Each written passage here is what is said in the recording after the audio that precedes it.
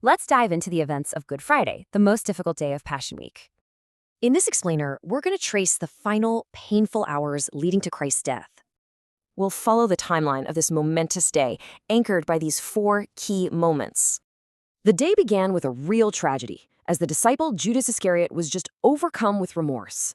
He had betrayed Jesus, and completely overwhelmed by what he'd done, he took his own life. Meanwhile, before 9 a.m., Jesus faced a rapid succession of, completely unjust proceedings. He was hit with a storm of false accusations, beatings, and was ultimately abandoned by everyone. In his sentence, death by crucifixion, just a brutal and shameful way to be executed. Before they even led him away, soldiers tormented him and mocked him even more. He was then forced to carry his own cross all the way to a place called Calvary. And it's here, as the soldiers were nailing him to the cross, that he spoke his first words. And what he said is just incredible. He asked for his executioners to be forgiven.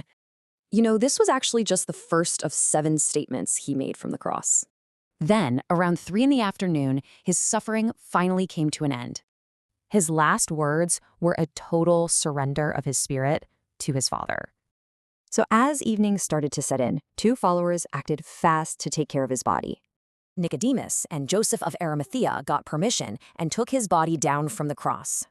They then placed his body in a nearby tomb, and the day's horrible events were finally over.